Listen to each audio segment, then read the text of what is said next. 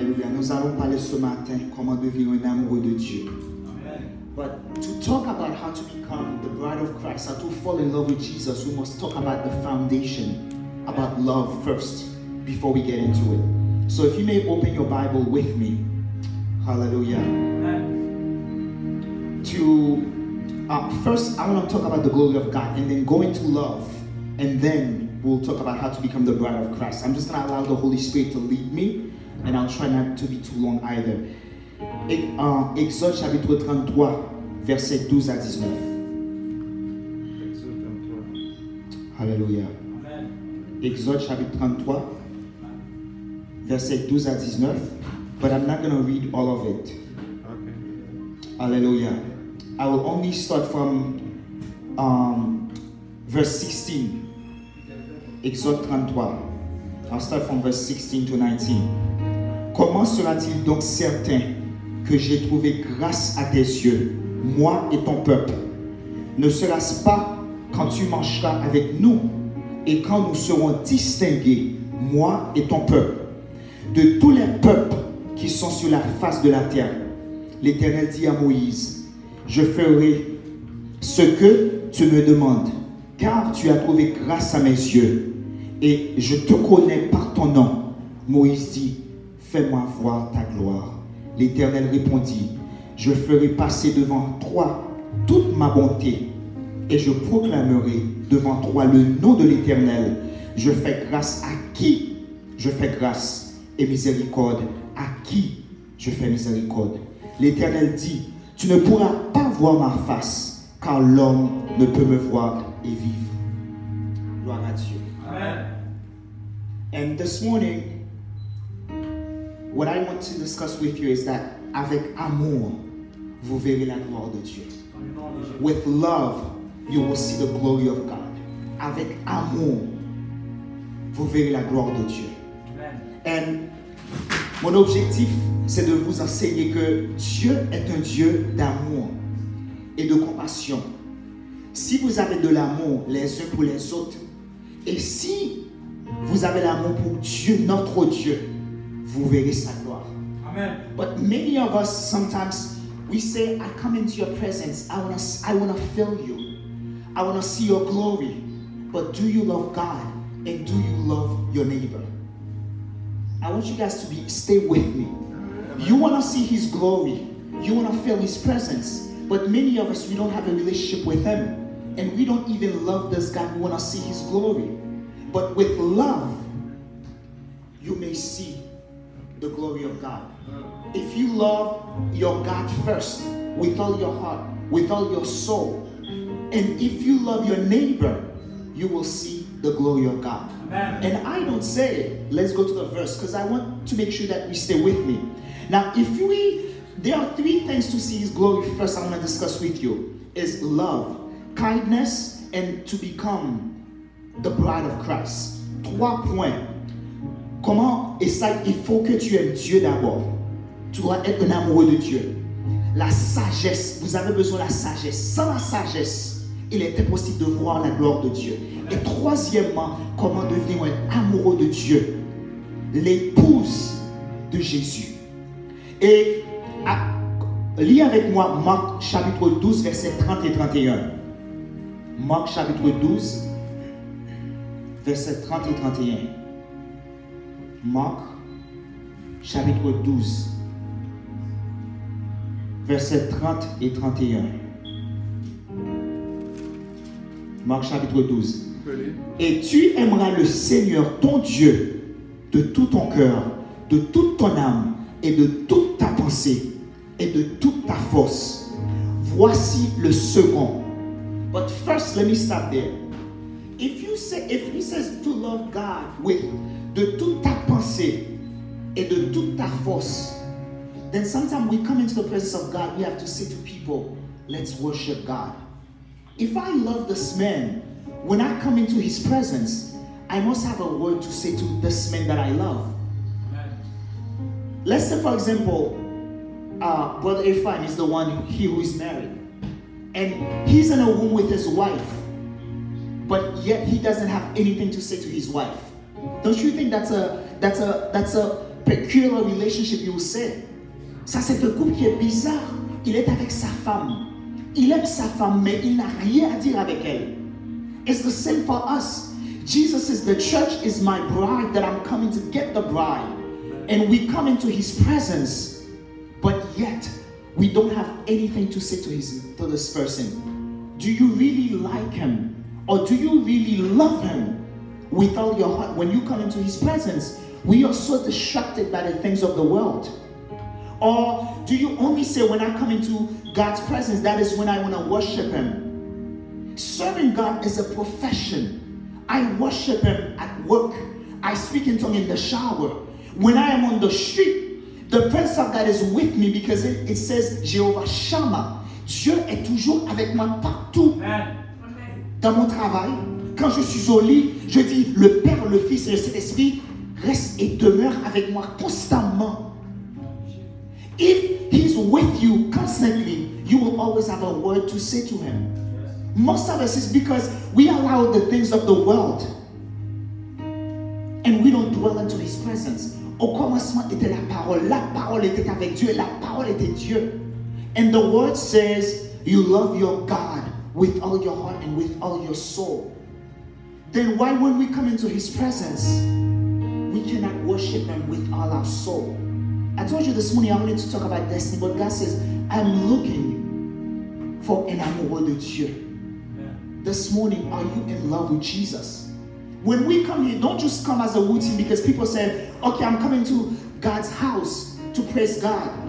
Or when you come, one thing that bothers me a lot is when we come into God's presence, people say, we're going to enter into his presence. I don't enter into his presence because I remain. Je demeure dans sa présence. Il est toujours avec moi. Parce que c'est mon époux. J'ai toujours quelque chose à dire avec mon Dieu parce que je l'aime et je l'adore. I stay in his presence. When you stay in his presence constantly, when something is about to go wrong, he says, be prepared. It's a class that I'm gonna, sometimes we think that when things go wrong, God has forgotten about us. But he has to teach us something. He is giving us a new testimony. But every time we go through trials, we don't realize that that's what's going to make us fall more and more and deeper, more in love with Jesus. He's looking for a true worshiper this morning, someone who will become in love with him. That's why I wanted to start with the glory of God. When Moïse says, fais-moi voir ta gloire. He wants to allow you to see his glory. But do you seek him in spirit and in truth? Hallelujah. Hallelujah. And some of us, sometimes when you get prophecy and God has promised you something, he will make it come to pass. But the prophecy depends on your love for him.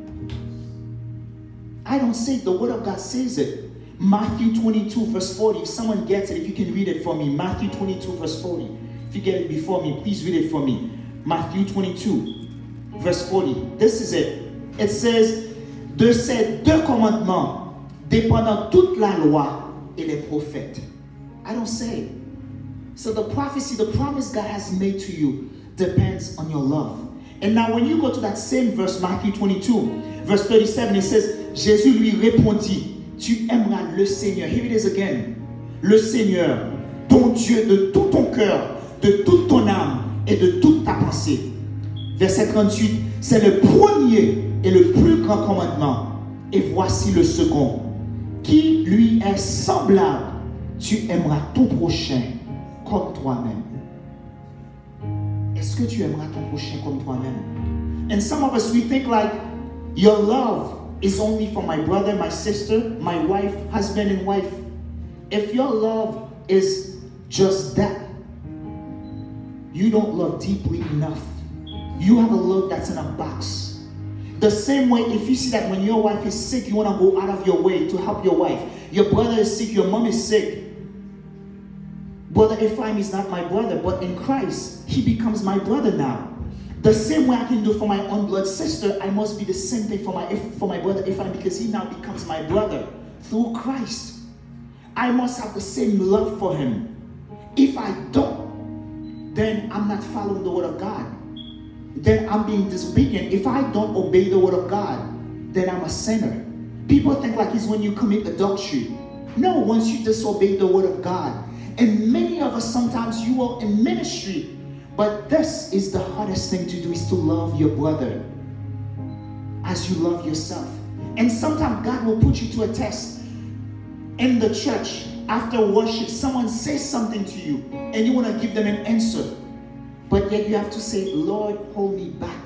That's the love. Amen. You come into his presence. The moment you leave his presence, church, that's because you don't stay in his presence. Because if you stay in his presence, you'll say, God, please help me to calm myself down.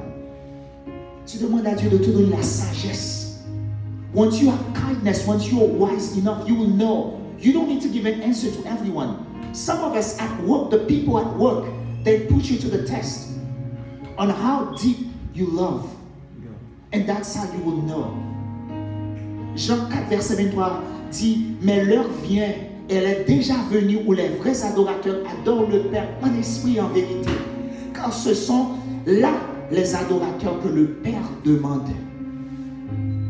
Do you only worship him on Sunday morning, Friday night, Saturday morning? How is your relationship with God during the week? Are you connected to him constantly? It's not a joke to serve God. It is a profession. So you have to seek him constantly.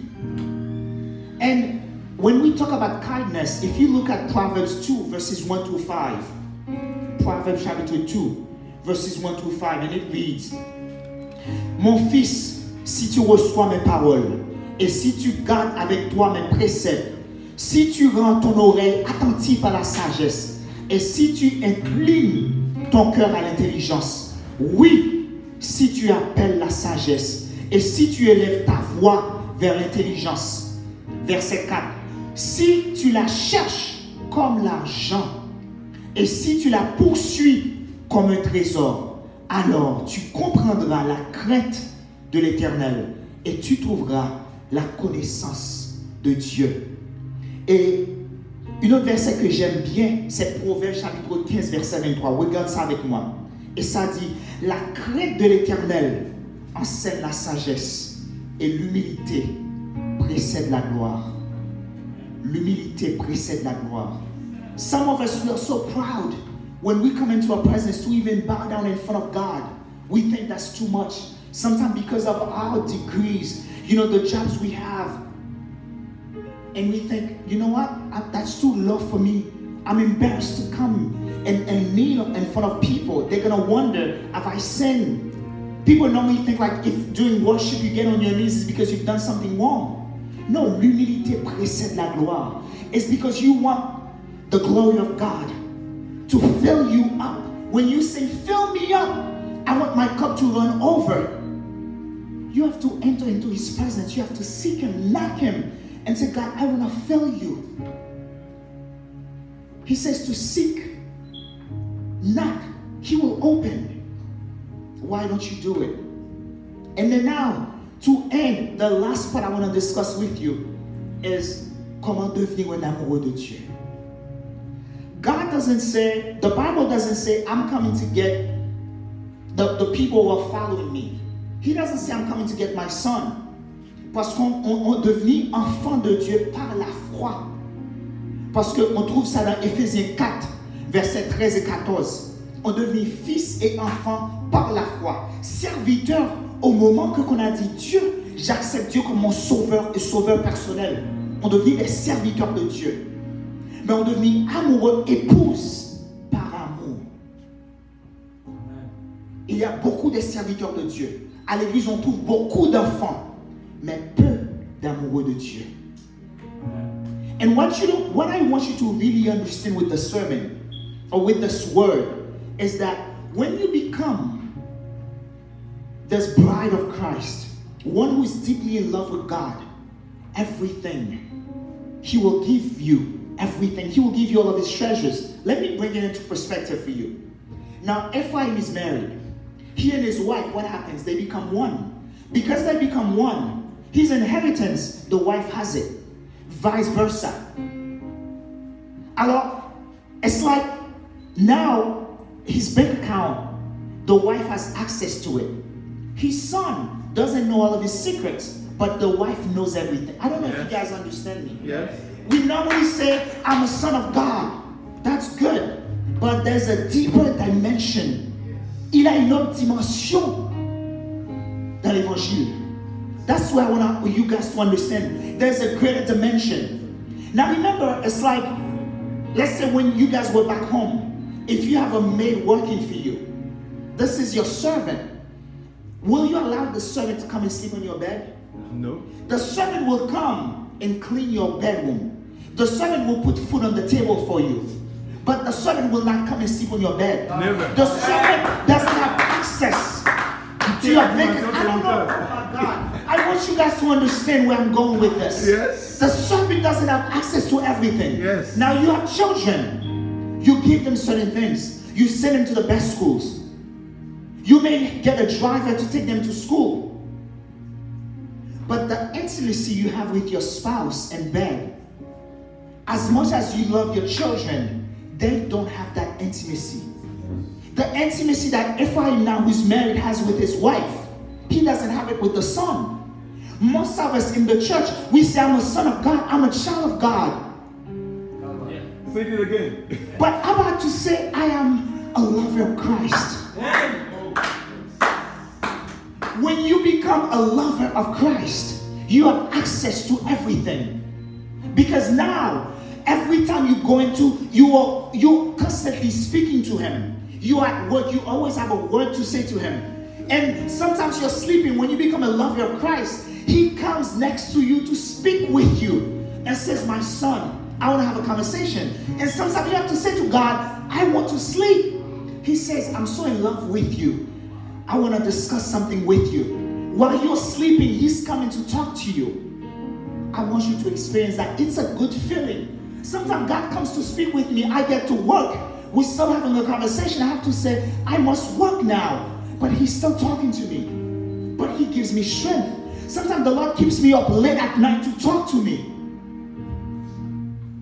And you get up in the morning, you think you'll be tired, but you have so much strength because he gives you strength. Are you deeply in love with God to the point where you've left the level of saying, I'm following Christ? Tu étais un serviteur avant. Tu es devenu fils par la foi. Parce que maintenant tu as la foi. Mais maintenant devenu un amoureux de Dieu. Es-tu amoureux de Dieu? Est-ce que tu l'aimes assez dans la dimension de l'épouse? Ok, tu dis, quand tu dors, Seigneur, demeure avec moi. Tu es là avec moi. Tu es dans le bain, tu dis, tu parles en langue, Shabayaka. Alors tu parles avec lui, même dans le bain. Dans l'autobus, tu parles avec Dieu. Parce que c'est ton époux. On cherche des vrais adorateurs. Quand on rentre dans sa présence, on dit, Seigneur, mon amour, mon chéri, je pense à toi. Mon chéri, je t'aime, je t'adore. Je t'adore, il n'y a personne comme toi. Je parle de l'intimité avec Dieu ce matin. Amen. Intimité avec Dieu ce matin. Une autre dimension. Intimité avec Dieu. D'abord, premièrement, tu aimes ton prochain comme toi. Tu aimes Dieu. Tu aimes ton prochain. Tu es devenu serviteur de Dieu. Enfant de Dieu. Mais maintenant, épouse de Dieu. Il y a 4 dimensions de l'amour. Je vais partager ce verset avec vous. Éphésiens 3, verset 18. Est-ce qu'il y a quelqu'un qui peut lire pour moi? Éphésiens 3, verset 18. Ça, c'est très important. Pour comprendre l'amour que je parle ce matin, il faut que tu aimes dans les 4 dimensions de l'amour. Non seulement ton prochain, d'abord, mais Dieu. Est-ce que quelqu'un a trouvé? Et Éphésiens chapitre 3, verset 18. Éphésiens 3, verset 18. Alléluia. Vous puissiez comprendre avec tous les saints quelle est la largeur, la longueur, la profondeur et la hauteur. Et la hauteur. Oui. Continue. Et connaître l'amour de Christ qui surpasse toute connaissance, en sorte que vous soyez remplis jusqu'à toute la plénitude de Dieu. Amen. C'est pas moi qui l'a dit. Ça, c'est Paul qui parle. Pour comprendre Dieu dans sa plénitude. To his fullness. In English it says to understand God. To his fullness. You must love in the 4 dimensions. He just says it, not me. He just read it. You have your Bible. En largeur, en longueur, en profondeur et en hauteur. I don't know if you understand. There are some people, they love only in largeur. You know what it is? Okay, I'm coming to Christ. I want. Every time I come, I just want him to give me. The same way, because the world doesn't fully understand love. When they meet someone, they're like, okay, is she good enough for me? Is she beautiful enough? Does she have the right education? Is she able to fulfill my needs? That's what the world they love. Instead of saying, when I meet someone, il y a ce qu'on appelle le conjoint de la destinée. I've met the one. And then now, what can I do for this person? And because people come from the world with this mentality, what can you do for me instead of what can I do for you? When they come to Christ, they serve God en longueur, seulement pour demander à Dieu. Je cherche. Dieu, j'ai besoin d'une voiture. Dieu, j'ai besoin d'une maison. Dieu, je cherche mon conjoint. J'ai besoin de bon travail. Mais quand tu viens à l'église, c'est quoi que tu donnes à Dieu? Est-ce que tu donnes ton cœur? Seulement. Mais qu'est-ce que tu donnes à Dieu? Do you come into his presence and say, God, I want to give you my all? The biggest offering you can give is your heart. And give yourself. And say, God, I give myself. We sing it, withholding nothing. I surrender all. But do we mean it? I don't know if you understand where I'm coming from. Withholding nothing. Hallelujah. Withholding nothing. I want you to understand there's a new dimension with Christ. To love him deeply. Love him deeper. Une autre dimension. Pour trouver la gloire de Dieu. Because when you love God this much, like I said before, the example I gave to you, you will have access to everything. He gives you access to his secret. You come into church, before you even get there, he says, if you allow me to take over, I'm going to do X, Y, and Z. Before you get here, he's telling you what's going to happen. While you are in the service, he's speaking to you. You allow the Holy Spirit to take over. But people don't love in that new dimension. Remember, once you become the bride, he shares everything. He's looking for that intimacy with you. Because to end, this is the last verse I will read, because I'm going to end now, is Apocalypse chapitre 21, verset 2, 5, 6 et 9. I'm not going to read all of it because of time, but I'll just read verse 2. Apocalypse chapitre 21, et ça dit, et je vis descendre du ciel d'auprès de Dieu, la ville sainte, la nouvelle Jérusalem, préparée comme une épouse qui s'est parée pour son épouse. Are you ready to meet your groom? Amen. Are you ready? He doesn't say that verse I just read. You can read the whole chapter when you have a chance. He doesn't say, I'm coming back to get the people that are following me. He doesn't say, I'm coming back to get the son. He says, I'm coming back to get the bride. Do you serve God? Do you know him enough to the point where he's saying to you, I'm coming back to get my bride, who is the church? Do you see yourself as the bride of Christ? Do you love him in that dimension?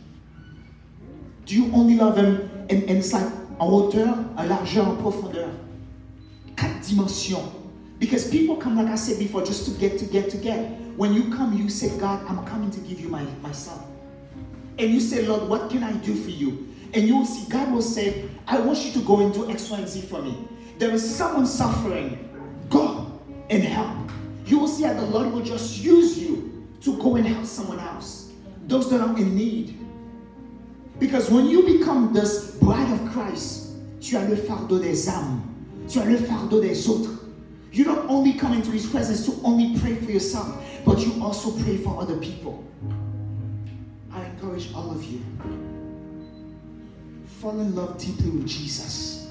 Love him more. Say, God, I want to get to know you. as the bride of Christ. When you come, say, Lord, I want a new revelation from you. Ask God for a new revelation. Don't just read the Bible. But every time you come into his presence, you come to church, at work, wherever you are, say, God, I need a new word from you. Say, God, I need a word. I need a word. I want to love you more, more, and more, and more. En hauteur, en profondeur, en largeur. 4 dimensions. Because when you love him in all the dimensions, there is no room for you to hate. There is no room for you to have pride. Because love is filling you up. I encourage you. Love God deeply. Amen. Love your brother and sister. Because sometimes, if you don't love parce que la Bible dit ton prochain. If the people who are next to you, in English it says neighbor. Neighbor are the people next to you. If you don't love your neighbor, it's going to be impossible for you to love God.